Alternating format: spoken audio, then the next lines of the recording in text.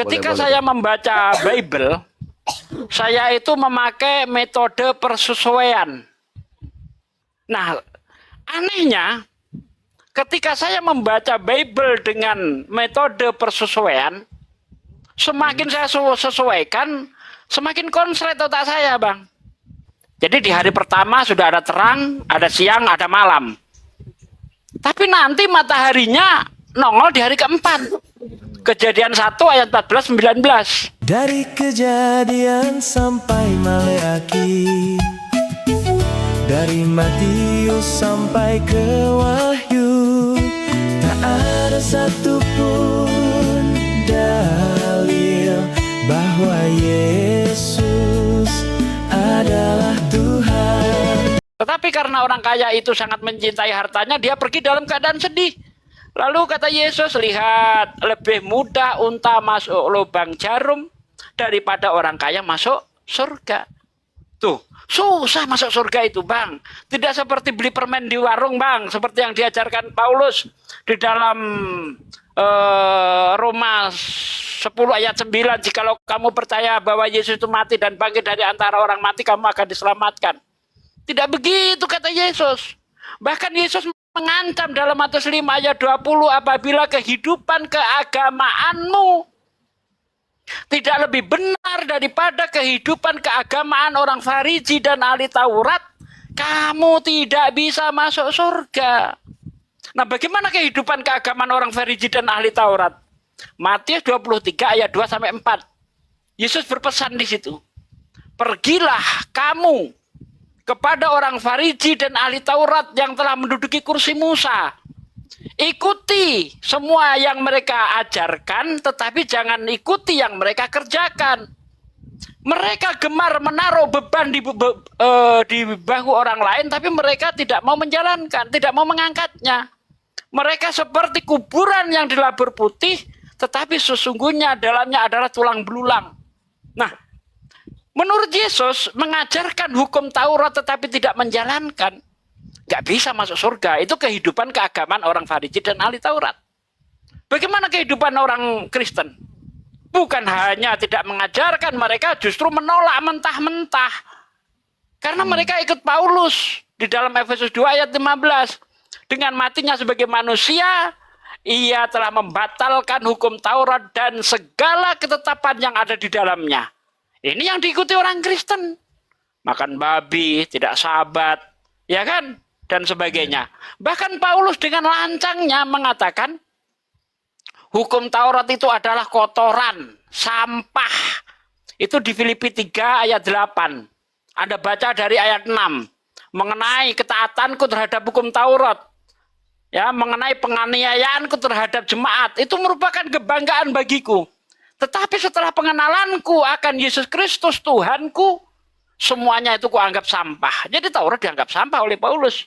Sementara Yesus sangat memuliakan hukum Taurat. Matius 5 ayat 17 sampai 19. Jangan kamu sangka aku datang ke dunia untuk melenyapkan hukum Taurat dan kitab para nabi. Aku datang untuk menggenapinya. Hukum Taurat tidak akan dilenyapkan hingga langit dan bumi lenyap. Satu iota, satu titik pun hukum Taurat tidak akan dilenyapkan hingga semuanya terjadi.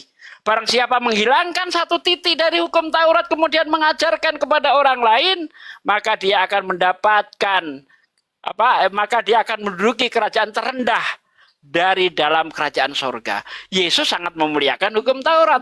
Paulus merendahkan hukum Taurat. Nah, mana yang lebih baik kehidupan keagamaan orang Farisi dan ahli Taurat kalau kita bandingkan dengan Kristen? Ternyata lebih baik kehidupan keagamaan orang Farisi. Mereka masih mengajarkan walaupun tidak menjalankan, sementara Kristen menolak mentah. Bahkan Paulus mengatakan hukum Taurat sampah. Silakan. Jadi ada juga nih pertanyaan nih ya Pak ya. Jadi kalau kayak di agama Kristen Advent ya, Advent khususnya ya, masalah tubuh kita ini kan tubuh kita ini dikatakan ada tertulis juga di Alkitab adalah bait suci. Jadi jangan kita rusak atau didonain. Nah, makanya Advent itu dia ada berhubungan dengan buku Ellen G. White yang itu tentang kesehatan semua. Nah, misalnya nih kayak minum teh, minum rokok, itu kan semua ada efek buat kesehatan kan. Nah, sedangkan Tuhan itu marah kalau kita sendiri yang membuat penyakit itu datang. Nah, dan di dalam Al-Quran, apakah ada yang eh, tulisan seperti itu? Maksudku Pak, yang jangan merusak tubuhmu karena tubuhmu itu adalah bait suci, itu di dalam Alkitab. Tapi nggak tahu kalau tulisan yang di Al-Quran gitu loh. Kalau masalah pantangan kan kayak babi, anjing itu kan kita udah sama gitu. Advent dan Islam itu udah sama. Cuman apakah ada lagi berhubungan dengan kesehatan yang seperti yang aku katakan tadi gitu Pak? Ada Bang. Kalau di Islam itu di situ jangan menzolimi dirimu sendiri. Ada. Bentar ya, saya carikan ayatnya ya. Boleh, boleh Pak. Bentar. Nah, di situ di dalam surat Hud ayat 18, Allah itu berfirman, ingatlah laknat Allah ditimpakan kepada orang-orang yang zalim. Pelaku kezaliman diancam dengan siksa neraka, termasuk menzalimi diri sendiri. Tidak diperbolehkan di dalam Islam. Di dalam Islam itu bukan hanya sekedar halal, Bang. Toyib, ya, halal dan baik. Berarti Islam juga harusnya nggak boleh juga dong kayak minum kopi, ngerokok gitu, Pak. Itu Berarti nanti jatuhnya bukan kepada keharaman, itu iya haraman, jatuhnya iya. kepada makruh, Bang. Kepada makruh. Ingat, Bang ya, hukum yang terjadi pada bangsa Israel dengan yang diberikan kepada umat Islam itu beda konteks, Bang. Kalau kepada bangsa Israel itu konteksnya adalah hukuman dia. Sanksi. Iya, karena memang kan aku lihat baca juga di Alkitab itu memang kebanyakan itu tekanan dan ancaman gitu. Iya, itu sanksi. Nah, kalau kita enggak, hukum yang diberikan kepada kita tujuannya untuk kebaikan. Untuk kemaslahatan umat. Beda konteksnya, bedanya di situ. Gitu, Bang. Ya. Nah, mengenai Advent itu sendiri, kalau kita bandingkan dengan Kristen yang lain memang agak baik lah, dia masih mengikuti hukum Taurat. Cuma salah konteks, karena hukum Taurat ini hanya diberikan kepada bangsa Israel. Tidak diberikan kepada bangsa lain. Coba perkataan Musa yang untuk bangsa lain mana? Tidak ada. Bahkan kalau kita lihat nanti di Yeremia misalnya, 36 ayat 6 itu kan jelas bahwa hukum Taurat itu akan dimasukkan ke dalam hati orang Israel. Yesus sendiri mempertegas itu, Bang. Di dalam Matius 10 ayat 5 ayat 6 misalnya kan, Yesus berpesan kepada 12 murid, janganlah kamu pergi ke kota orang lain atau masuk ke kota orang Samaria, melainkan pergilah kepada domba yang hilang dari Israel. Kita Jadi tahu di situ juga kita ada pikiran bentar. Kita tahu di zaman Yesus bangsa Israel ini sudah menyebar ke seluruh dunia, Bang. Ada yang di Eropa, ada yang Amerika, di Asia, di India, di Jerman, di benua lain. Ya, udah menyebar. Sejak Israel, kapan ya? itu? Sejak kapan? Sejak zaman bangsa Israel dihancurkan oleh bangsa Asyur. Israel terpecah menjadi dua yang kita kenal dengan diaspora. Ya, bangsa Israel itu pecah menjadi dua tempat itu, Israel Utara dan Israel Selatan. Nah, sejak zaman itu bubar bangsa Israel itu, melencar kemana-mana. Maka pesannya Yesus, melainkan pergilah kepada domba yang hilang dari Israel. Jadi murid-murid Yesus itu pergi ke seluruh dunia, tujuannya bukan kepada bangsa lain, tetapi tetap konteksnya itu kepada orang-orang Israel yang ada di seluruh dunia. Untuk mengingatkan mereka seperti itu, Bang. Bangsa yang hilang gitu loh. Ya. Silakan PST loading di apa? Ditambahin. Bang loading. Bang loading lagi ini di luar ya. itu, Bang. Ya silakan, Ya. mau nanya apa lagi, Bang? Ya, cuma nanya itu tadi sama perbedaannya itu tadi aja sih, Pak. Cuman kan kita juga kan gini, kita tidak mungkin cuman mempelajari Alkitab salahnya di mana, tapi aku juga pengennya belajar Al-Quran itu isinya gimana, ajarannya gimana, kan gitu Pak ya. Ya, bagus, bagus. Memang gitu, Bang. Jadi, Kita ya, ketika mau pindah agama atau ingin mencari kebenaran, ya, kita harus netral dulu. Netral. ya, Ya, jangan bawa dogma dalam hati. Ya, jangan bawa iman. Kita mencari kebenaran. Kau baca baik-baik Bible, kau baca baik-baik Al-Qur'an. Nah, saya punya metode begini. Ini boleh Anda terapkan. Ketika boleh. saya membaca Bible, saya itu memakai metode persesuaian. bersesuaian. Iya, saya ingin menyesuaikan pemikiran saya, otak saya dengan Bible. Ya. Hmm, Ketika saya baca Al-Quran, saya menggunakan metode pertentangan. Nah, itu. Nah, anehnya, ketika saya membaca Bible dengan metode persesuaian, semakin saya sesuaikan, semakin konslet otak saya, Bang. Contoh nih, jadi contoh. ya, nah, Saya kasih contoh. ya, Misalnya tentang penciptaan, Bang. Berfirmanlah Allah, jadilah terang, maka terang itu jadi. Allah melihat terang itu baik, maka dipisahkan dari gelap, yang terang dinamakan siang, yang gelap dinamakan malam. Allah melihat semuanya itu baik, jadilah petang, jadilah pagi, itulah hari pertama. Jadi di hari pertama sudah ada terang, ada siang, ada malam. Tapi nanti mataharinya nongol di hari keempat. Kejadian 1 ayat 14-19. Berfirmanlah Allah, jadilah benda-benda penerang untuk memisahkan gelap dari terang. Sebagai tanda waktu, bulan, dan tahun-tahun, dan masa-masa. Allah menciptakan dua benda yang sangat besar di cakrawala. Yakni benda yang lebih besar untuk menguasai siang, benda yang lebih kecil untuk menguasai malam. Allah juga menciptakan benda-benda di cakrawala, menciptakan bintang-bintang di cakrawala untuk menerangi bumi. Allah melihat semuanya itu baik, jadilah petang, jadilah pagi, itulah hari keempat.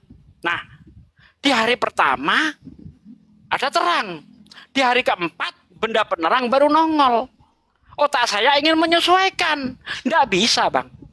Bisa. Anda mau menyesuaikan ada terang tanpa ada benda penerang, bisa? tidak. Tapi kalau di dalam Alkitabku, ya kan Pak, itu memang kalau yang aku baca di Kejadian 1 sampai selesai penciptaan Allah itu memang sesuai dia. Sesuai dengan apa? Sesuai ya gitu tadi kan kayak Pak bilang tadi, gimana kita memisahkan, sedangkan ibaratnya kayak bulan, kayak bintang pun juga belum ada gimana memisahkan, menyesuaikan gitu kan. Nah, tapi kalau yang di dalam Kejadian 1 yang di Alkitabku itu sesuai. Hari pertama itu langit menjadikan langit dan bumi gitu loh. Langit dijadikan hari kedua, Bang. Ini ayatnya, kita baca dari ayat 1 ya. Kita baca dari ayat 1. Ya. Pada mulanya Allah menciptakan langit dan bumi. Bumi belum berbentuk dan kosong. Kegelapan menutupi samudra raya, roh Allah melayang-layang di atas air. Ya. Ini baru rancangan. Belum hari pertama ini. Hari pertama baru nanti di hari pertama ketika diciptakannya terang. Berfirmanlah Allah, jadilah terang. Maka terang itu jadi. Allah melihat terang itu baik, maka dipisahkan dari gelap. Yang terang dinamakan siang, yang gelap dinamakan malam. Ya. Jadilah demikian. Allah melihat semuanya itu baik, jadilah petang, jadilah pagi. Itulah hari pertama. Jadi di hari pertama sudah terjadi siang dan malam. Siang dan malam itu terjadi, Bang.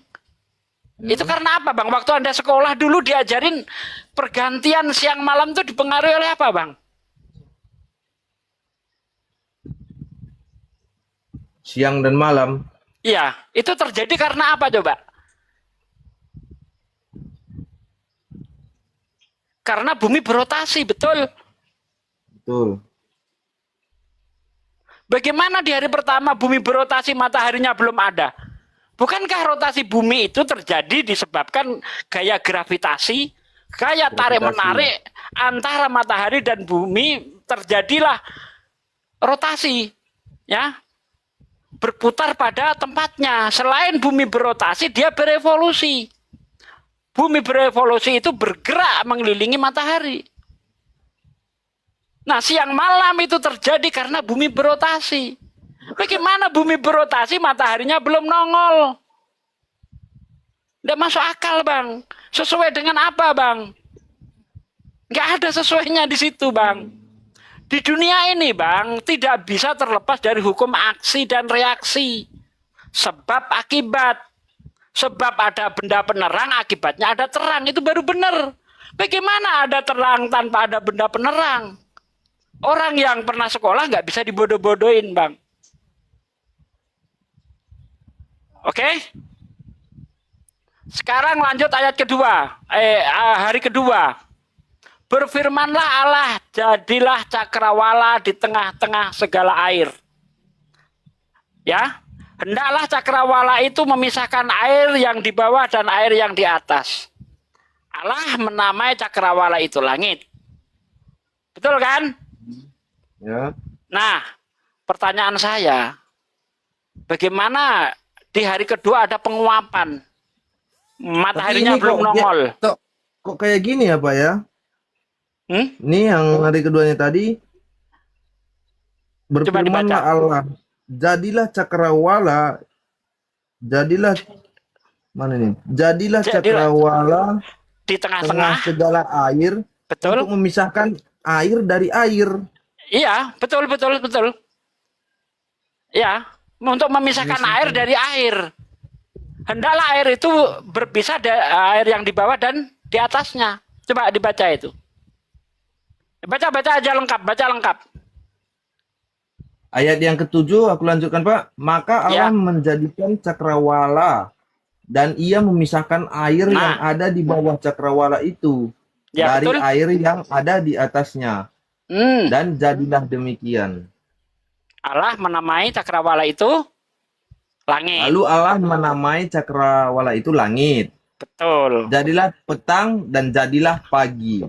Itulah hari kedua. Betul. Nah, inti yang ingin saya pertanyakan, bagaimana di hari kedua ada penguapan?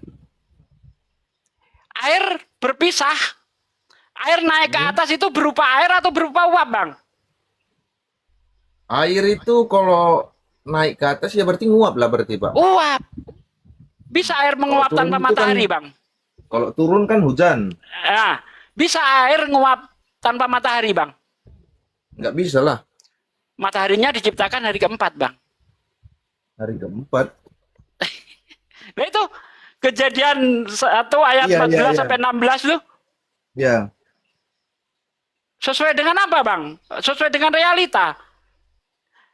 Kitab itu dikatakan benar, Bang. Bisa dikatakan benar kalau antara pernyataan dan kenyataan itu sama. Kalau saya bilang ini korek, Anda percaya, Bang? Bang, ini definisi benar ya, supaya kita mudah menerima. Saya katakan ini rokok. Salah benar? Ya. Salah apa benar ini rokok? Salah, itu korek. Salah. Artinya antara pernyataan dengan kenyataan tidak sesuai, betul? Betul. Kalau saya katakan ini rokok, benar? Benar. Karena pernyataan dan kenyataannya Rokok. sama. Nah, apakah itu kitab itu bisa dikatakan benar? Kalau antara pernyataan dengan kenyataannya tidak sesuai. Sekarang kita lanjut ke hari ketiga. Ya. Di situ tentang tumbuh-tumbuhan. Ya. Berfirmanlah Allah, hendaklah, coba dibaca, Bang. Ada tumbuh-tumbuhan.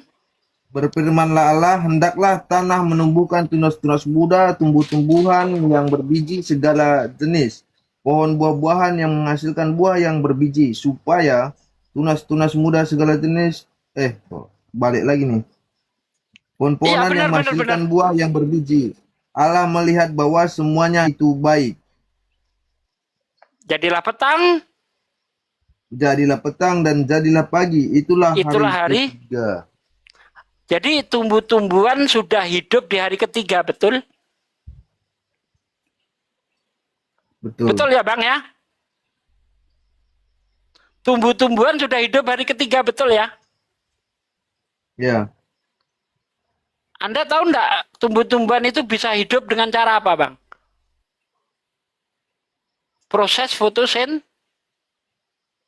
fotosintesis. Fotosintesis memerlukan mataharinya diciptakan hari keempat. Nah, semangka udah masak, pisang udah dimakan codot, mataharinya belum nongol. Gimana ceritanya?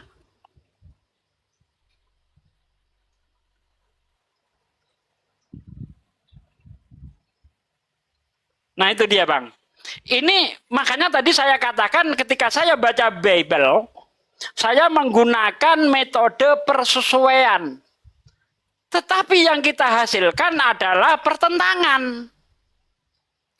Nah kalau Al-Quran saya menggunakan metode pertentangan. Saya ingin berusaha nih menentang apa yang dikatakan Al-Quran. Tapi tetap saja saya kalah Bang, tidak bisa. Contoh nih, Al-Quran menjelaskan bahwa di dalam Al-Quran, misalnya surah Al-Anbiya ayat 30-31. Awalam yarol ladina kafaru anas samawati wal ardo kana taratqan fafatanahuma.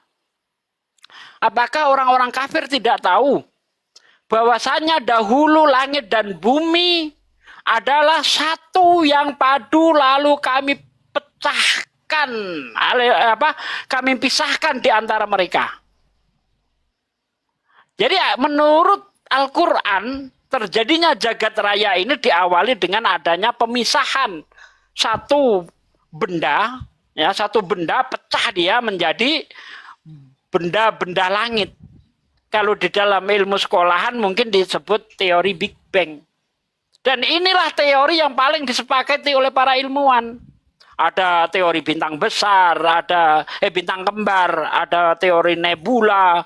Tapi teori satu ini yang paling disepakati, yaitu teori Big Bang.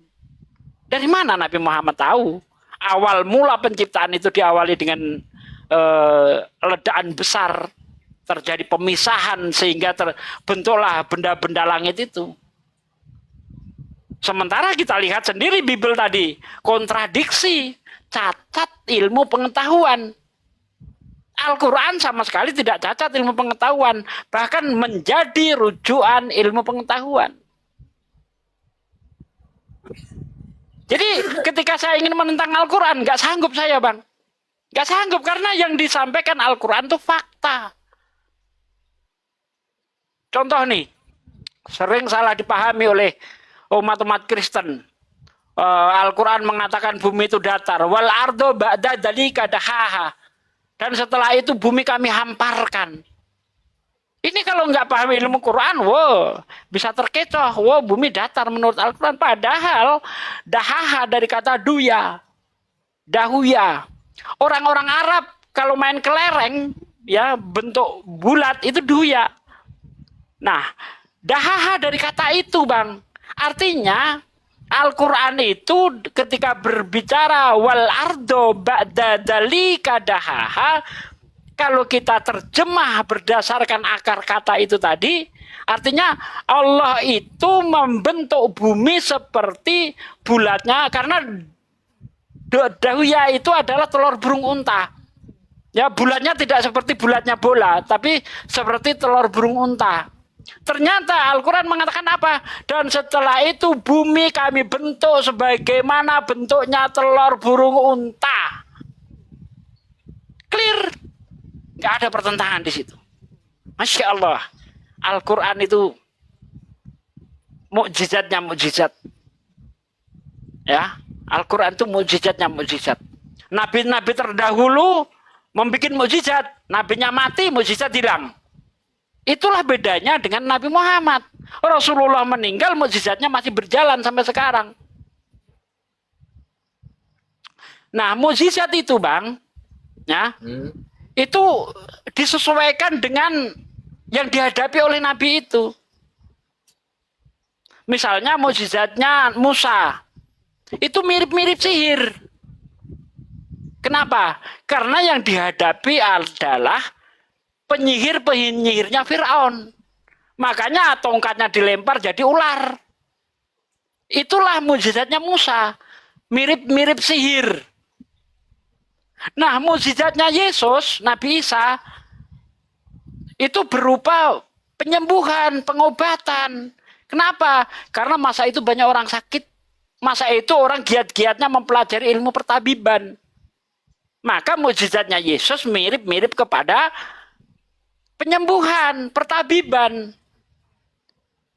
Nah, di zamannya Nabi Muhammad, ini beragam. Ya kan? Ada penyihir, penyair, ilmuwan. Ketika Rasulullah menghadapi orang-orang yang mengutamakan hal-hal yang aneh, mukjizatnya Rasulullah ada yang mirip sihir. Rasulullah membelah bulan contoh. Nah, mengenai para penyair, misalnya ayat Al-Qur'an mengatakan wa in kuntum fi raibim mimma nazalna ala abdina fa'tu bi suratim mislih fad'u syuhada'akum min dunillahi in kuntum shadiqin. Ya, jadi di situ ini tantangan untuk orang-orang yang pakar bahasa. Ingat bangsa Arab itu ya, pada zamannya Nabi Muhammad itu sangat memuliakan syair. Bahkan nanti para pemenang syair ini karyanya akan ditempelkan di Ka'bah itu, menjadi sebuah kebanggaan. Al-Quran menantang orang-orang yang ahli bahasa. Kalau kamu ragu terhadap Al-Quran yang aku turunkan kepada hambaku, coba kamu buat satu surah saja semisal Al-Quran. Dan kamu boleh mengajak penolong-penolongmu selain Allah. Kamu ajak itu seluruh manusia, seluruh dunia, seluruh jin. Ya, yang kamu anggap hebat, ajak membuat satu surah saja semisal Al-Quran. Dalam Al-Quran itu ada surah yang paling pendek, 4 ayat saja. Inna a'toinakal kausar fasholli li rabbika wanhar inna sani'aka huwal abtar. 3 ayat ya. 3 ayat saja.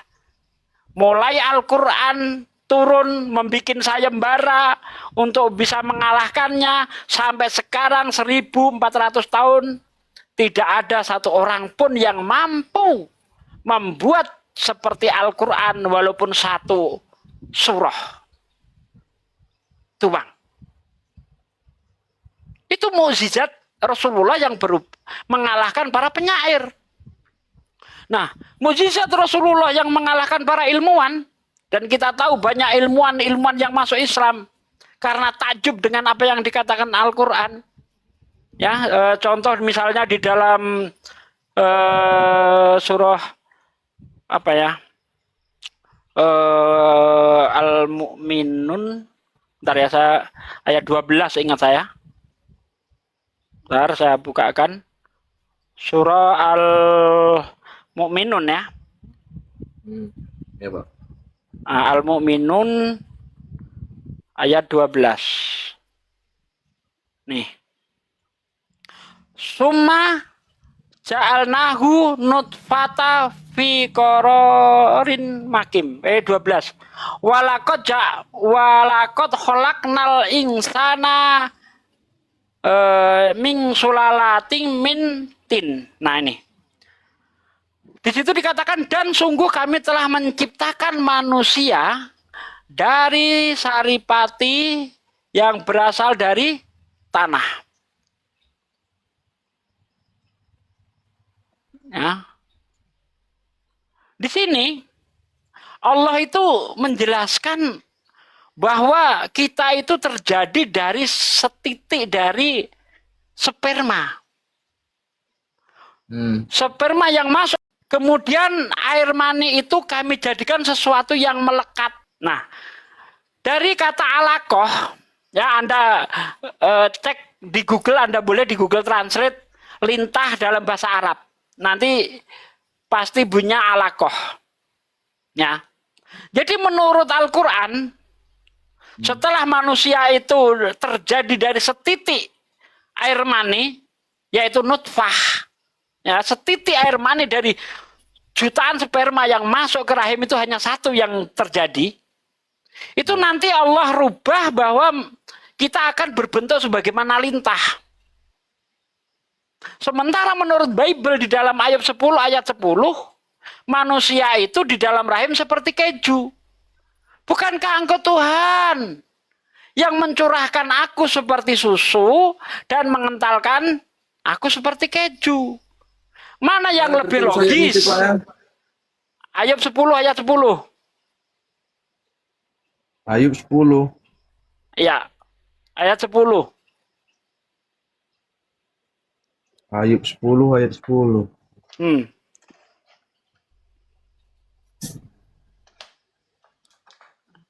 Kita belajar nih Bang ya, bukan bermaksud hujat-hujatan ya Bang ya. Yang kita sampaikan adalah ilmu. Ya.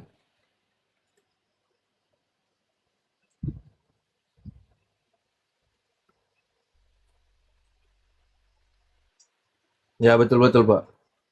Betul ya? Enggak saya bikin-bikin ya. Ya, Pak.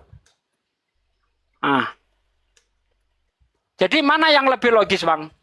Bahwa awal mula manusia itu seperti lintah atau seperti keju?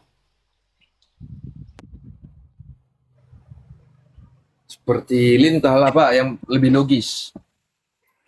Nah itu dia. Bentar ya. Saya nyoba balik kamera. Bentar. Saya nyoba balik kamera. Ya. Ini Bang. Yang atas ini embrio. Wanita hamil umur antara 24-25 hari. Ini dia. Ini embrio, ini lintah. Nah ini bisa dilihat di sini. Perkembangan manusia itu. Ini embrio, ini lintah. Mirip kan? Nah, sementara menurut Bible ini Bang, Susu dan keju. keju. Ya. Mana yang lebih benar nih? Nih, ini embrio di dalam rahim ibu menurut Bible. Ini embrio di dalam rahim menurut Quran.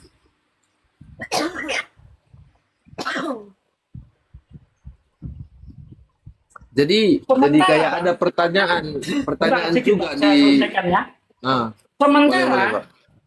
ketika kita 25 hari itu belum bisa dilihat dengan mata telanjang, Bang.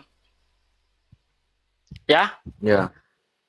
Ketika kita masih berbentuk lintah, seandainya perempuan itu dibelah perutnya, wanita yang masih ngidam, itu kita itu belum terlihat dengan mata telanjang, Bang.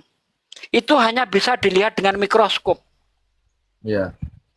Mikroskop ada tahun berapa? Udah tahun modern lah. Udah paling taruhlah 50-100 tahun yang lalu. Ya. Bagaimana Nabi Muhammad itu tahu bahwa awalnya manusia itu seperti lintah? Niru Bible, nggak mungkin menurut Bible seperti keju. Pasti ini dari Sang Maha Pencipta, Allah Subhanahu wa Ta'ala. Silakan Bang, apa yang mau ditanyakan? Jadi ada juga nih, ada terlintas di dalam pikiran nih kan Pak ya. Ini Bible kan udah berapa kali pembaharuan gitu Kak. Apakah Bible yang memang pertama juga isinya sama dengan yang sekarang pembaharuan? Ya, Bible diyakini yang asli berbahasa Yunani. Ya. Tapi tidak ada autograf. Autograf itu nggak ada. Autografnya tidak ada. Bible ditulis tahun 350 dalam bahasa Yunani yang kita kenal dengan Codex Sinaiticus ataupun Codex Vaticanus. Dari mana Bible itu asli? Dari mana? Gelap Bang. Dari bahasa Aram, ya dalam bahasa Yesus sehari-hari itu bahasa Aramaik, tapi dalam bahasa keagamaan adalah Ibrani. Seperti kami orang Islam Indonesia, bahasa sehari-hari saya bahasa Indonesia, bahasa Ya. keagamaan saya bahasa Arab. Arab. Bagaimana ajaran Yesus yang diucapkan dengan bahasa Ibrani diterjemahkan ke dalam bahasa Yunani?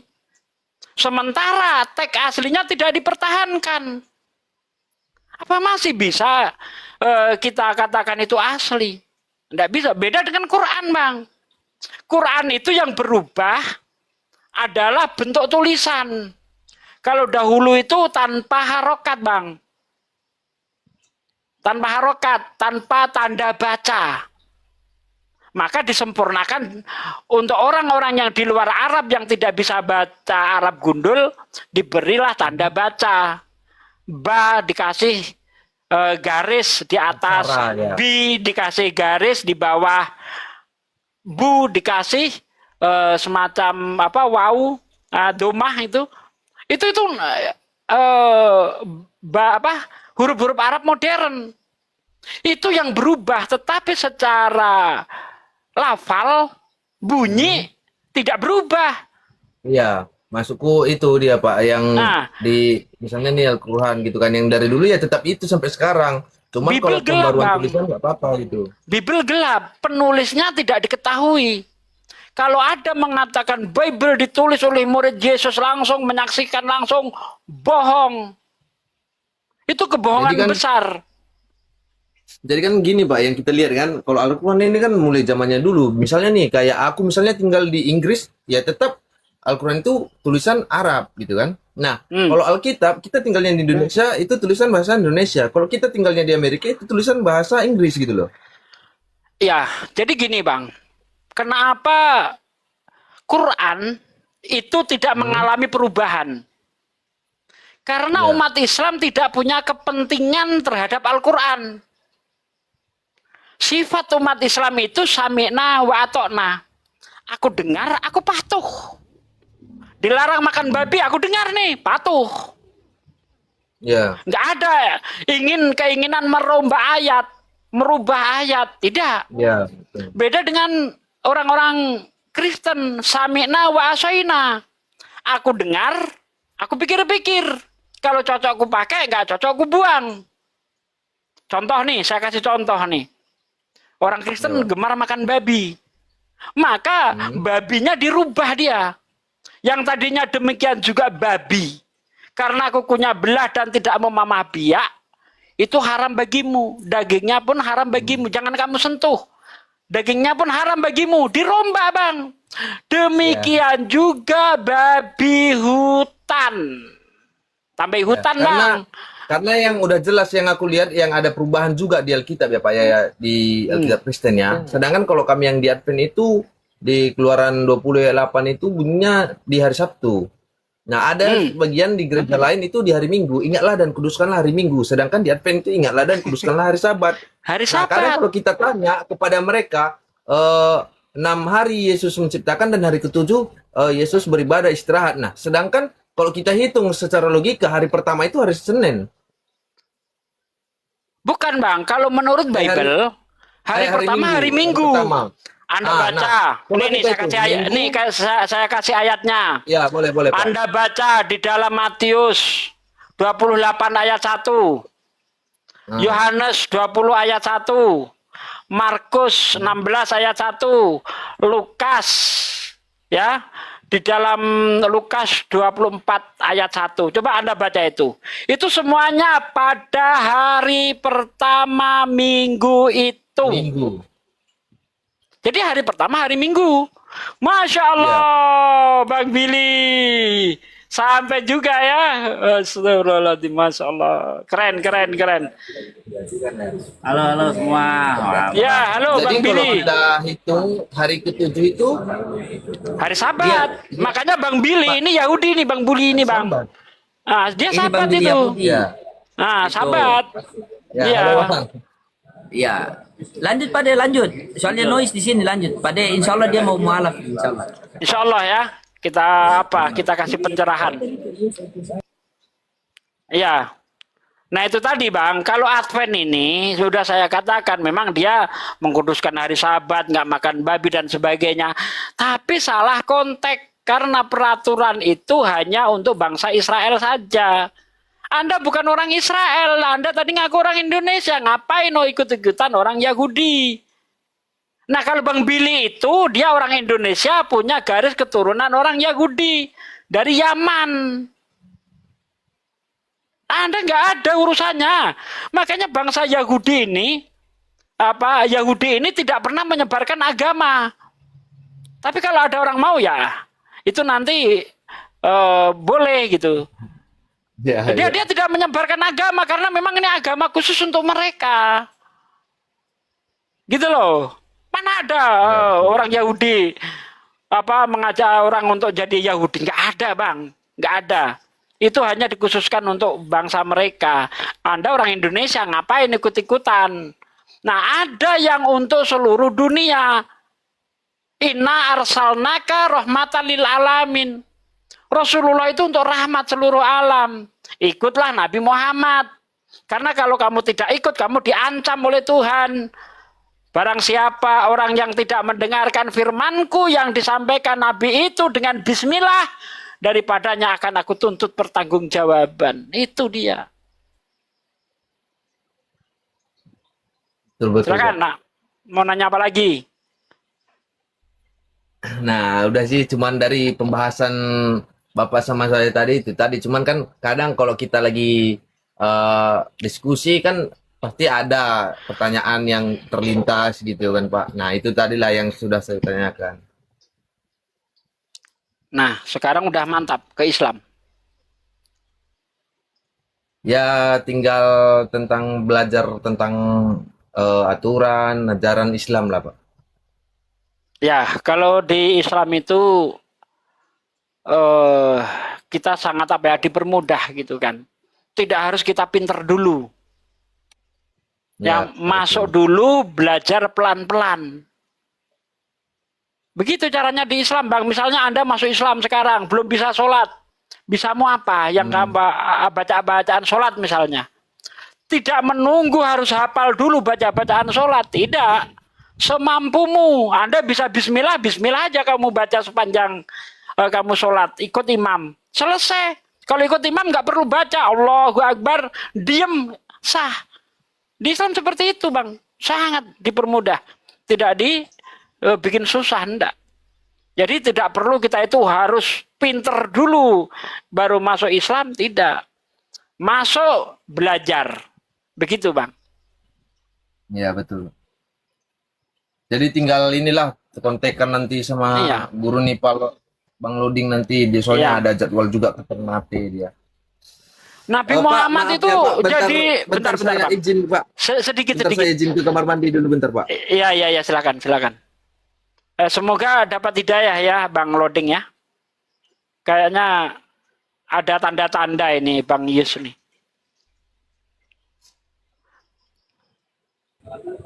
Amin, amin, Pelan-pelan, amin. Pak Sopir. Ya, Gini ya netizennya, saya itu nggak bisa pelan. Kalau pelan saya jadi lemot saya. Otak saya nggak terpompa, jadi ayat-ayat yang di dalam otak saya itu nggak keluar. Memang ciri khas saya begini. Gitu ya untuk para netizen yang udah tahu lama. Ya memang gaya saya begini. Bukan marah, bukan keras, bukan. Ya memang begini gayanya. Setiap pendakwah itu punya gaya masing-masing. Ada yang kayak Umar, ada yang kayak Utsman, ada yang kayak Abu Bakar, ada yang kayak Ali. Nah, begitulah sahabat Rasulullah itu nggak satu karakter itu. Ada yang keras, ada yang lemah lembut sebagaimana Abu Bakar. Ada yang mudah paham, kepahamannya itu lebih dari sahabat lain. Siapa? Umar. Nah, seperti itu. Nah, Bang Loding ini kayak Umar dia. Iya kan? Gampang paham gitu. Masya Allah. Lanjut Bang Loding.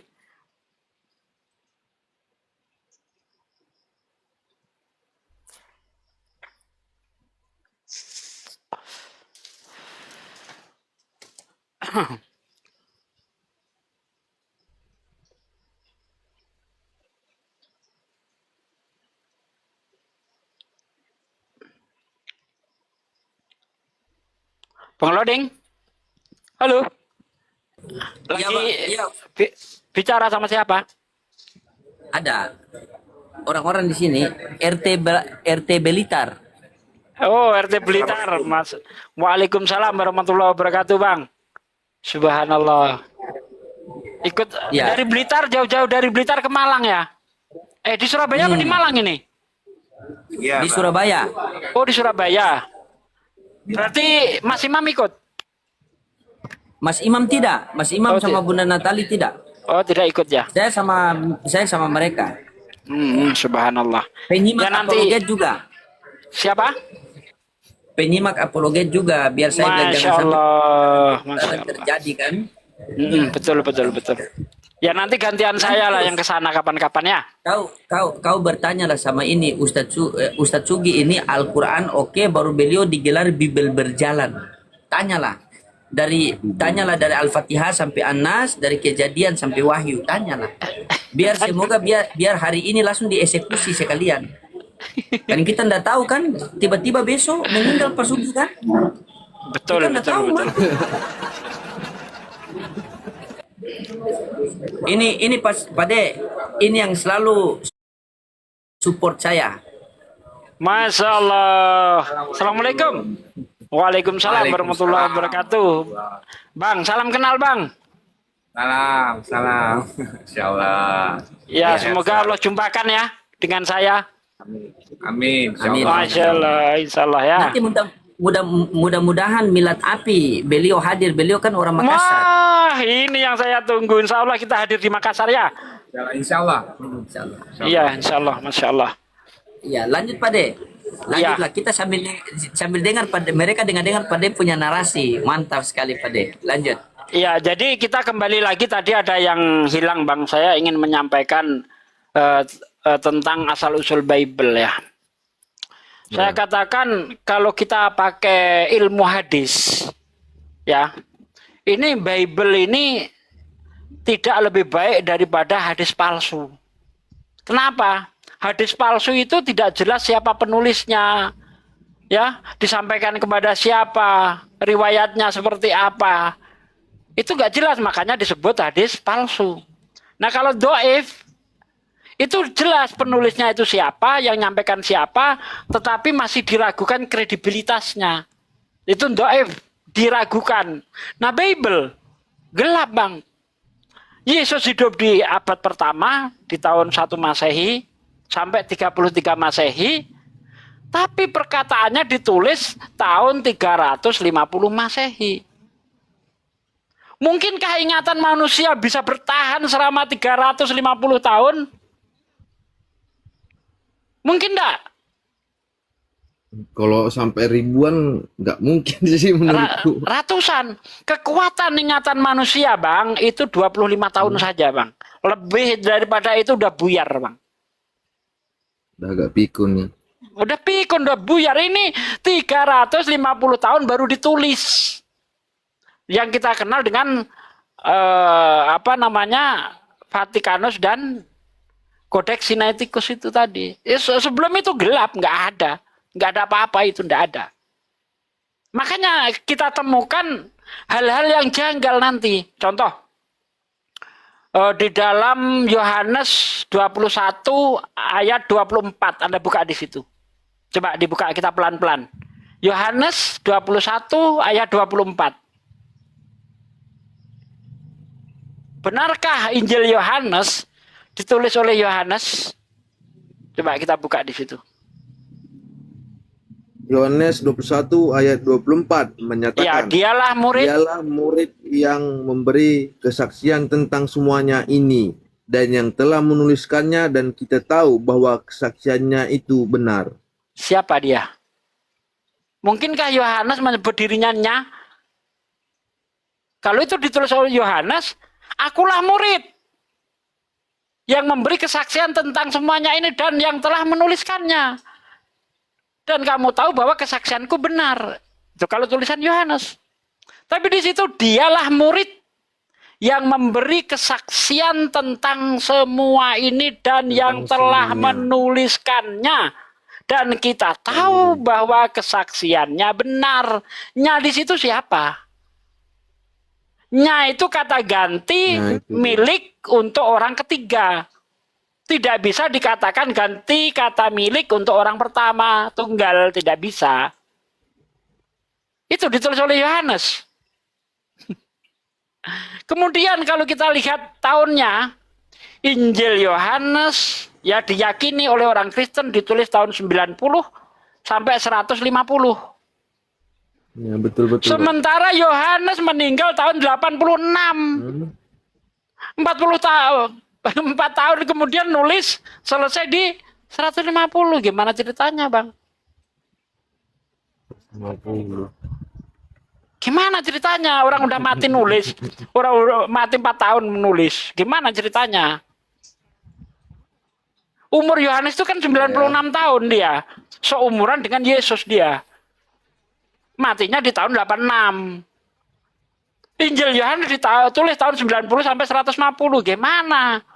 Kemudian kalau kita lihat di dalam Kisah Para Rasul 4 ayat 13, dalam bahasa Yunani, Yohanes dan Petrus dikatakan agramatoi aisin kai idiotai. Buta huruf dan idiot. Gimana bisa tulis kitab? Orang buta huruf. Idiot pula. Idiot itu IQ-nya di bawah 20. Gimana bisa nulis kitab? 4 kitab lagi, Yohanes. 1 Yohanes, 2 Yohanes, Wahyu. 4 kitab ya ditulis oleh orang buta huruf dan idiot. Gimana? Nah sekarang Matius. Coba Matius 9 ayat 9.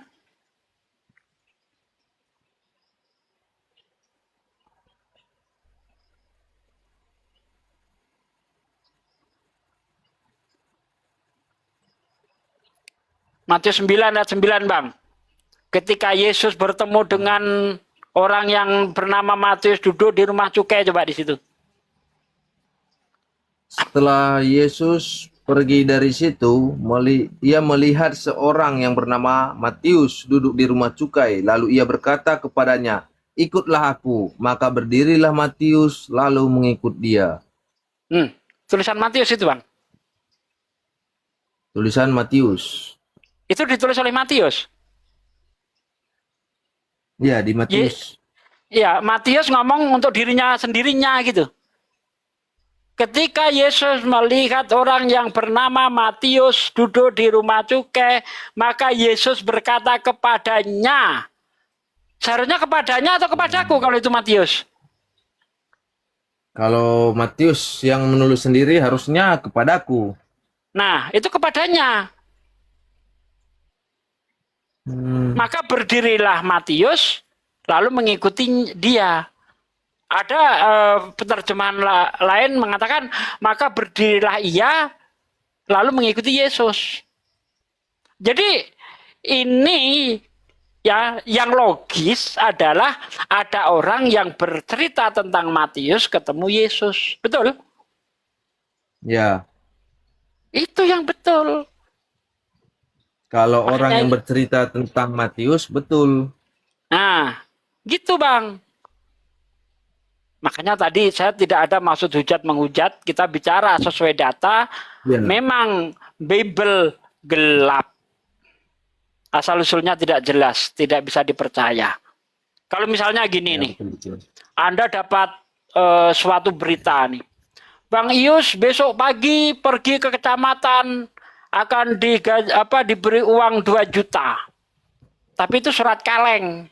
Anda percaya? Surat yang nggak jelas asal-usulnya.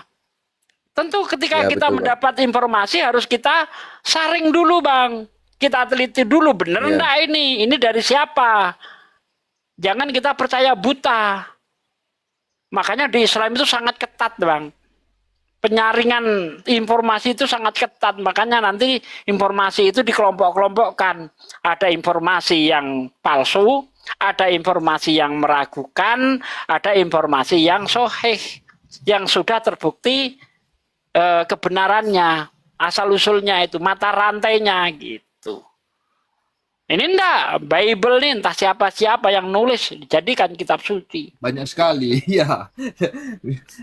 Matius ya tulisan Matius, Mazmur ya tulisan si Mazmur. Ya, Nah, terus misalnya yang tulisan iya, tulisannya dari Allah mana gitu? tulisan apa? Tulisan maksudnya ya misalnya dari Yesus gitu kan, kenapa nggak ada di Alkitab yang namanya Yesus satu gitu kan, Nabi gitu kan? Yesus nggak sempat nulis bang, Misalnya hidupnya kayak- aja selalu terancam.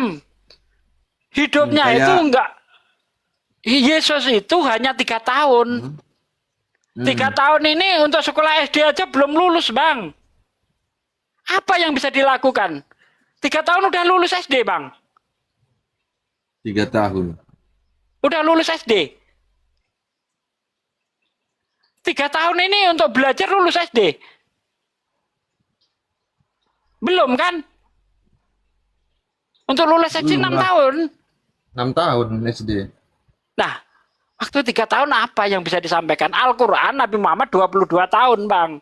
Makanya Islam ini sempurna. Yesus 3 tahun doang. Apa yang bisa didapat? 3 tahun kalau dia hidupnya tentram, damai, oke. Ini 3 tahun dalam pengejaran bangsa Israel itu. Yesus bersembunyi, berpindah-pindah tempat. Kapan mau nulis? Tidak sempat. Bahkan di dalam Al-Quran sendiri, seluruh umat Islam meyakini Injil itu belum tertulis. Makanya nanti kalau kita lihat dalam surah Ali Imran ayat 45 seingat saya itu ya. Injil itu selain disebut Injil, dia disebut hikmah. Hikmah itu pelayanan. Hikmat, pelayanan. Masih dalam ucapan, perbuatan, atau masih dalam bentuk ajaran, belum sempat tertulis bang. Wahyu-wahyu Allah itu tidak ada yang berupa tulisan, turun berupa tulisan, gitu nggak ada. Termasuk Al-Quran itu datang bukan berupa kitab turun dari langit gedebuk, gitu tidak. Iya. Itu berupa kalam, ya, berupa wahyu di situ.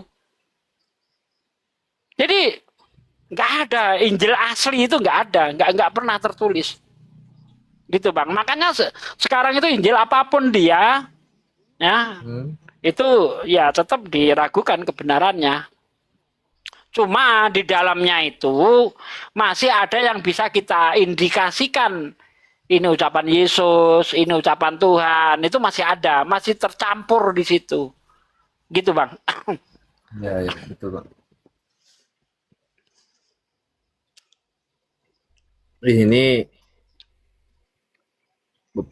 Ini Pak Sugi udah banyak kali nih ngasih ilmu ini pelajaran. Masya Allah ya, semoga jadi jalan hidayah bang. Terima kasih banyak ini. Iya, semoga jadi jalan hidayah, ya kan? Itu yang Luar harapan biasa, kita. Pak. Saya tidak punya kemampuan untuk Anda sampai masuk Islam, saya nggak punya kemampuan itu. Karena hidayah itu hak prerogatif Allah. Jangan kan saya Nabi Muhammad aja tidak diberi hak untuk orang itu bisa dapat hidayah. Pamannya sendiri ada yang jadi musuhnya, ada yang mati dalam keadaan tidak beriman.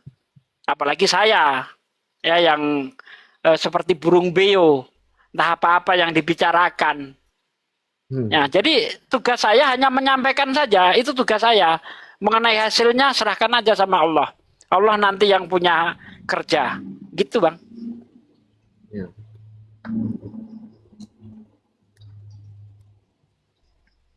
Silakan, apalagi kalau enggak sama Bang Loading. Saya udah capek mau ngerokok dulu. Bang Loading. Minum dulu Pak, minum. Mana Bang Loading? Dia lagi sibuk Pak kayaknya Iya. lagi ini. Lagi di luar kayaknya. saya sekarang ini udah jarang nongol Bang. Udah Kenapa, Pak? jarang ikut debat. Lihat Kristennya kayak gitu semua, nggak ada yang bikin emosi aja. Aneh-aneh gitu Bang. Nggak aku, ada Pak, ilmu yang bisa saya dapat. Iya, cuman kalau aku Pak, aku gini nih. Kalau aku tuh SD, SMP itu masih sama orang tua. Kelas 1 SMA masih masuklah di asrama ya kan Pak. Nah, kelas 2 SMA aku pindah ke Kalimantan. Dari kelas 2 SMA sampai tamat kuliah aku biaya sendiri. Jadi di luar jangkauan orang tua aku ibaratnya bergaul sama orang muslim apa. Jadi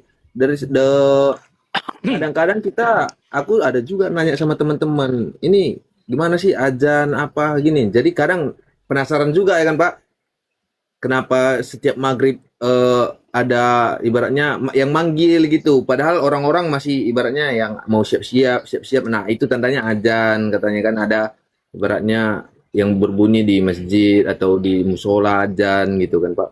Nah dari situ kadang aku dengar-dengar nih anak-anak yang baca yang sholawatan, ya kadang yang baca Al-Fatihah, azan. Jadi kadang terlintas dalam otak udah kayak hingga sampai sekarang nih, kayak misalnya bacaan syahadat, Al-Fatihah itu aku hafal, Pak. Masya Allah, udah hafal Al-Fatihah Itu ya? dari teman-teman aja, iya. Masya Allah, nanti kalau sholat udah nggak perlu ngapal lagi Al-Fatihah itu. Nah, Jangan-jangan cuman kayak bacaan sholat gitu kan, sholat, Pak. Ada niatnya kan, Pak. iya, Nah, betul. misalnya kayak sholat subuh ada niat sholat subuh. Sholat Mm-mm. asar ada niat sholat asar kan. Nah, kalau itu aku belum paham. Nah, doanya wudhu ada. Sedangkan kita masuk ke kamar mandi aja, kata temanku itu ada doanya gitu. Ada doanya, betul, betul. Nah, makanya itu.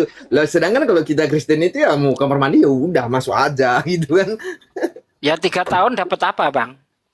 Cuma 3 tahun. Yesus mau mengatur pernikahan, nggak mungkin dia nggak nikah. Yesus mau Iya. mengatur perdagangan, dia nggak pernah dagang. Yesus mau mengatur pemerintahan, dia nggak pernah jadi pemimpin. Nggak pernah jadi raja dia. Bahkan kalau kita lihat dalam Yohanes 18 ayat 36, ketika Yesus itu ditanyai oleh Pilatus, apakah kamu raja? Kata Yesus, bukan, aku bukan raja. Sekiranya aku di dunia ini raja, maka kaumku akan datang membela aku saat aku diserahkan. Yesus nggak pernah jadi pemimpin. Ya, Yesus nggak pernah jadi pemimpin, makanya nggak bisa cari di Kristen ilmu pemerintahan, ilmu ekonomi, ya nggak ketemu Bang. Yesus nggak pernah menjalankan itu. Nah, Nabi Muhammad lengkap dia pernah jadi pedagang, dia bisa berbicara tentang ekonomi, dia pernah menikah, dia bisa berbicara tentang bagaimana peraturan rumah tangga. Dia bisa bicara tentang pemerintahan karena Nabi Muhammad adalah raja. Raja di raja, Nabi Muhammad itu. Nabi Muhammad itu raja di raja, Bang. Walaupun beliau sudah meninggal, peraturannya masih diikuti sampai sekarang. Ada nabi yang seperti itu? Enggak. Peraturan Nabi Muhammad, hukum-hukumnya masih berjalan. Perbankan, pernikahan, ekonomi, masih dipakai. Raja sehebat apapun raja, kalau dia tidak ikut Nabi Muhammad disebut raja kafir dia. Makanya Nabi Muhammad itu raja di raja untuk di dunia ini. Peraturannya masih jalan sampai sekarang. Hukum-hukumnya masih jalan. Bagaimana orang berzina, masih jalan semuanya. Nah, Nabi Muhammad mengatur pemerintahan karena memang dia pemimpin, dia raja, dia nabi. Yesus nggak bisa memenuhi itu semua. Makanya kalau Anda lihat nanti di dalam Yohanes 16, ya di ayat 12, 13, Anda baca di ayat 7 lah. Ya, di situ dikatakan bahwa roh penghibur itu, ya apabila ia datang, ia akan menginsafkan dunia, ia akan menyatakan hukum-hukum. Kan Yesus ngomong tuh di ayat 7 itu. Ya, di situ dikatakan apa? Banyak yang harus aku sampaikan kepadamu, tapi kamu saat ini belum sanggup untuk menanggungnya. Nah, itu berkait dengan hukum-hukum syariat dan sebagainya itu. Yang bisa ya kita, umat Islam ini.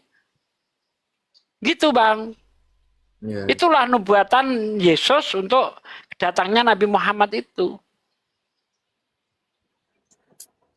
Ini Bapak nih kayaknya udah ilmu yang dia dapat dari tentang ajaran udah tinggi ini. Saya itu sudah 17 tahun berkecimpung di dunia debat, Bang, dari 2009. Tapi aku pengen nanya, Bapak memang dari kecil dari lahir udah masuk Islam ya Pak ya? Ya, saya dari kecil udah Islam. Cuma dulu sebelum saya membaca Bible, Islam saya Islam-Islaman.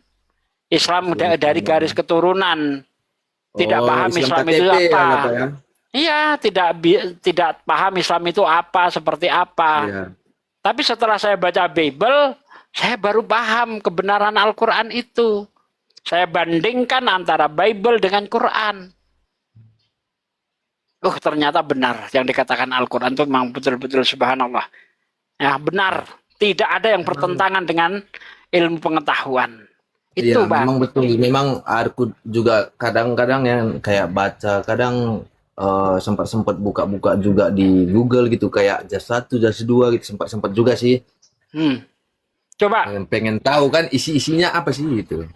Nabi Muhammad itu hidupnya di padang gurun. Jauh dari bibir pantai. Ya kan? Iya. Nabi Muhammad dengan gagah berani mengatakan di dalam laut ada api. Ada api di dalam laut. Ya, di dalam laut. Itu ditemukan pada tahun 1924. Seingat saya itu ya. Kedalaman api di dalam laut itu 1.800 meter. Apakah di zaman Nabi Muhammad ada orang yang sanggup menyelam 1.000 meter? 1.000 meter belum ada sih yang aku dengar, baik itu di dalam tentang perumpamaan atau cerita nabi-nabi juga belum ada sih yang aku dengar tentang untuk orang menyelam. Dari mana Nabi Muhammad tahu di dalam laut ada api?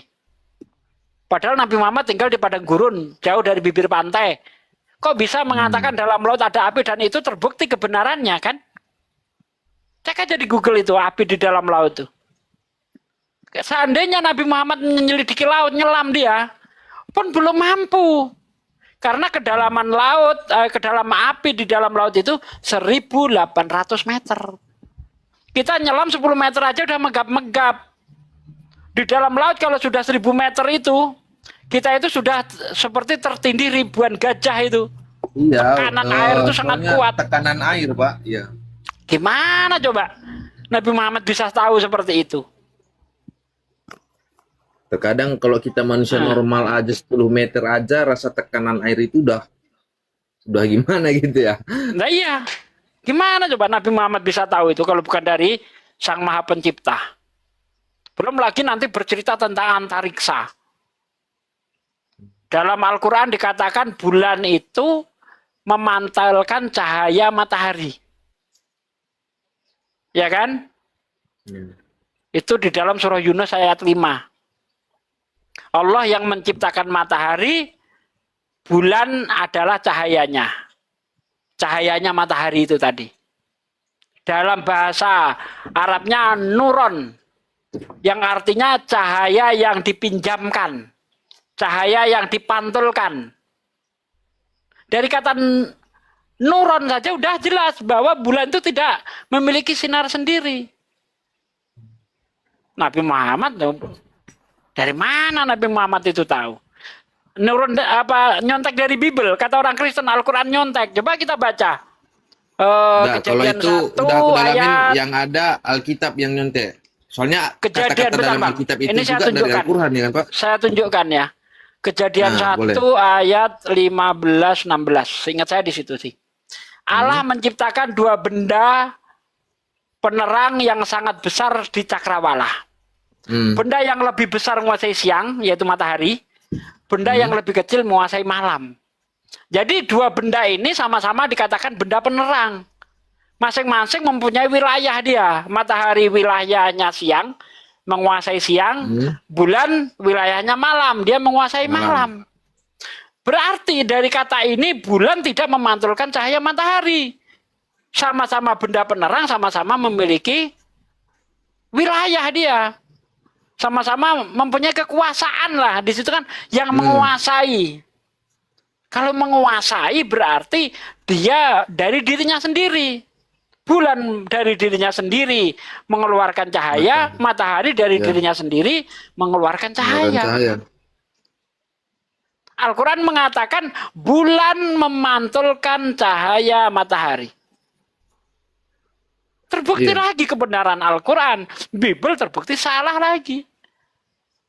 Karena bulan memang kan menyerap energi matahari, makanya dia mempunyai cahaya, Memantulkan, Bang, bukan menyerap. memantulkan. Ya, memantulkan. Fenomena Ya, ini bisa memantulkan. kita lihat ketika terjadi gerhana bulan.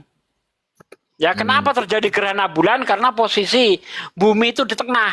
Matahari, bumi, bulan. Sehingga sinar Ya. matahari terhalang oleh bumi. Menutupi sebagian dari bulan. Itu. Nah, itu terbukti bulan memantulkan cahaya matahari. Matahari. Tidak memiliki sinar sendiri sebagaimana yang dikatakan Bible. Begitu, Bang. Ayo, udah terbukti kebenarannya Al-Qur'an. 80% Al-Qur'an itu sudah terbukti kebenarannya. Tinggal 20% lagi yang belum bisa kita buktikan, yaitu berbicara tentang akhir zaman, berbicara tentang akhirat. Ya. Tapi secara prosentase, kalau 80% ini sudah benar, maka tidak mungkin 20% ini salah. Itu nggak mungkin. Betul ya? Secara persentase, 80% benar, maka yang 20% pasti ngikut yang benar. Ya, betul, Pak. Nah, itu. Untuk apa lagi? Apalagi yang diragukan?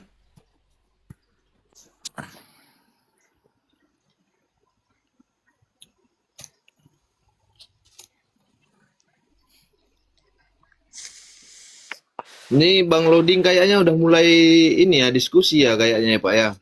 Enggak tahu juga ya.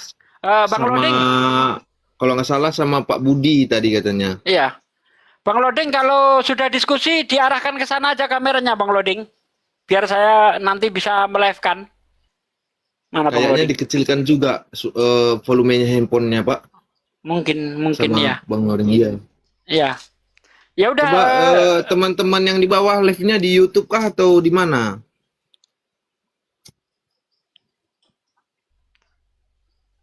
Ya ini.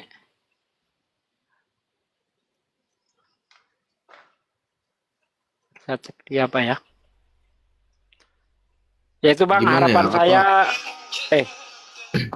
harapan saya ya semoga Abang ini segera mendapat hidayah, karena kalau Anda tahu bagaimana mulianya di dalam Islam, kebahagiaan di dalam iman Islam itu, Anda akan menyesal menjadi orang kafir walaupun 1 detik. Ya, Anda akan menyesal menjadi orang kafir walaupun 1 detik kalau tahu betapa indahnya, betapa damainya di dalam Islam. Anda tidak akan menunda kekafiran Anda walaupun 1 detik. Anda ingin cepat-cepat menjadi orang yang beriman, begitu. Ya. Jadi kadang memang kalau di TikTok ini juga kadang bangga juga ya, salut juga sama teman-teman ya kan yang beragama Muslim ya, kadang di follow ya kan Pak, dikirim pesan. Nah, yang umat Muslim ini ngirim pesan, nah dia menjelaskan. Tetapi kadang ada juga yang aku dapat pesan dari kita yang Kristen juga, dia bilang, itu menyesatkan. Nah, ibaratkan kalau ada perkataan seperti itu kan kayak menjelekkan ya kan Pak. Nah, tetapi kalau dari teman-teman kita yang Muslim yang bilang gini bang, gini bang. Nah, jadi ibaratnya menjelaskan Islam itu gimana gitu. Makanya aku suka nih teman-teman yang di bawah nih. Karena gini Bang ya, kami orang Islam ini segala apa yang kita ucapkan itu ada pertanggungjawabannya kepada Allah. Jadi kita tidak mungkin akan berkata sembarangan. Dusta, nipu, itu tidak mungkin terjadi pada diri kita. Ya, kenapa? Allah Maha mendengar. Apa yang kamu sampaikan, kamu pertanggungjawabkan itu. Makanya kita berhati-hati di dalam menyampaikan itu. Sampaikan saja. Kamu mau terima, syukur. Nggak terima, syukur. Kami nggak punya misi.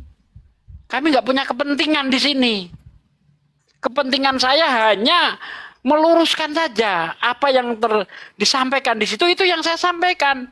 Ayat-ayat yang saya sampaikan tadi puluhan ayat itu, adakah yang saya plesetkan, adakah yang saya rombak?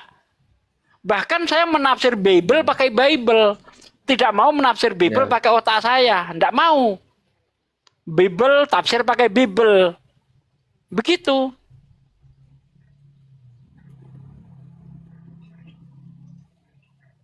Iya Bang, makanya beda Bang dengan orang Kristen dengan orang Islam. Orang Kristen ini nggak punya pertanggungjawaban terhadap Tuhan. Tidak. Ya, makanya mereka mau menghujat, menfitnah, berdusta, ya aman-aman saja. Apalagi mereka punya keyakinan segala dosa yang dia lakukan sudah ditebus oleh Yesus. Iya. Jadi selama belajar juga sama Bang Loding gitu kan Pak ya. Nah, jadi malah aku yang belum masuk Muslim pengen diskusi debat sama sesama gitu loh kadang. Karena kenapa? Karena kita dapat logikanya Alkitab ini logisnya di mana gitu kan, Pak. Kebenarannya gimana gitu loh. Makanya pengen gitu kan ketemu, maunya jangan sama jemaat, kalau bisa langsung pendeta gitu kan. Kalau Jadi kalau makanya Anda ya kan ketika baca Bible itu melepaskan dogma, Anda Ya. baca dari Kejadian sampai Wahyu, Anda tidak akan menemukan ketuhanan Yesus, tidak akan. Memang Yang penting kamu netral, harus netral. Kecuali Anda dogma, wah semua ayat bisa dijadikan Yesus Tuhan.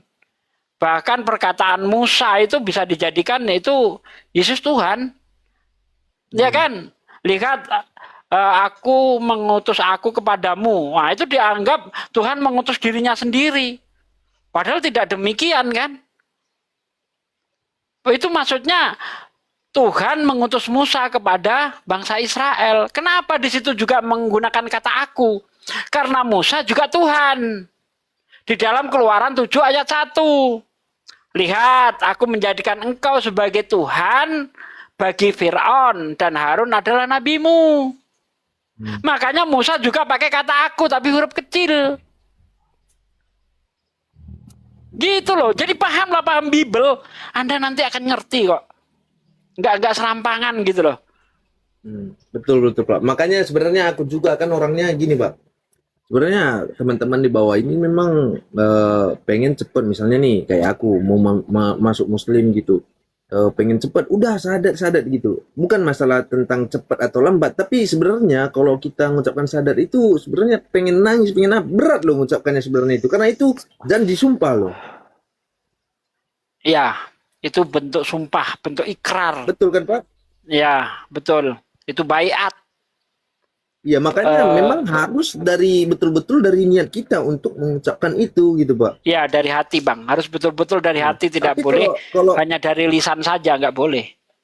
iya, tapi kalau niat aku misalnya nih masih pengen tahu tentang ini dulu, isi-isinya gimana, dan perbedaannya sama ini gitu. Jadi niat kita belum tentu terlalu bulat langsung syahadat gitu. Pengennya memang pengen tahu dulu gitu loh. Betul. Makanya sebenarnya nih, tapi kayak Bang Loding kan memberikan waktu nih. Nah, baru dia ada WA sih kan.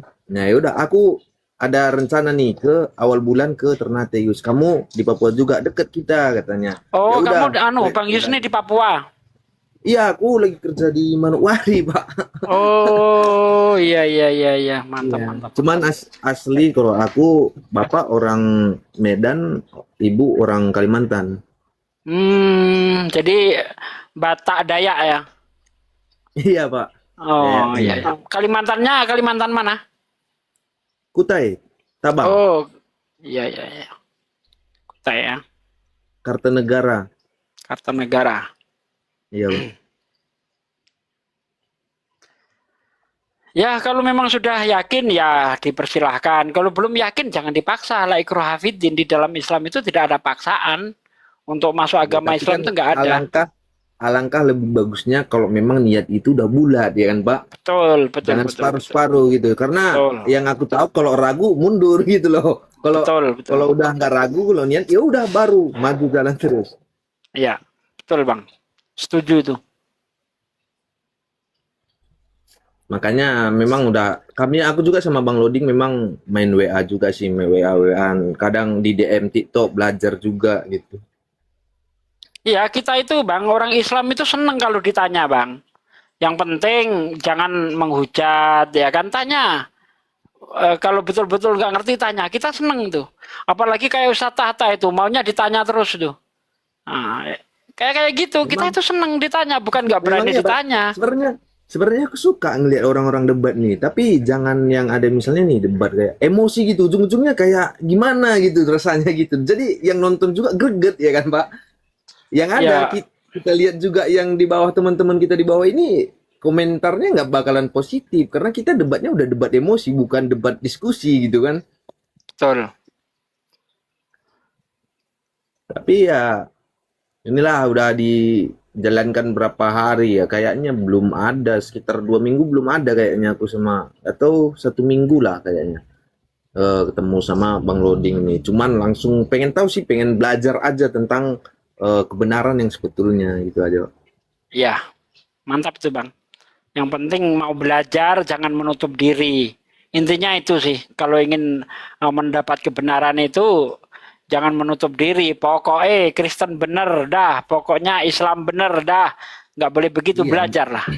Ya, Ya kayak makanya juga kan Pak aku belajar juga kan misalnya nih kadang aku sebelum misalnya nih hari ini dikasih Bang Loading nih tugas-tugas. Nah, tapi setelah itu juga aku pengen tahu juga apa ada persamaan enggak yang di Alkitab sama di Al-Quran. Aku cari lagi. Nah, besok aku tanyakan gitu. Jadi ibaratnya yang pengen kita tanyakan yang ganjel gitu rasanya udah dapat jawabannya. Jadi kita ngerasa puas kan. mantap. Ya, tinggal itulah, Pak. Ya udah Bang, saya mau pamit dulu ya. Kayaknya Bang Loading pun sudah tidak nyimak ya. Iya. Iya, Kayaknya Bang pamit Lodi dulu nggak Bang dengar ya. karena Iya. dia kan. Iya Pak, makasih banyak ya Ayo, Pak. Assalamualaikum warahmatullahi wabarakatuh Sehat untuk selalu Pak. semuanya.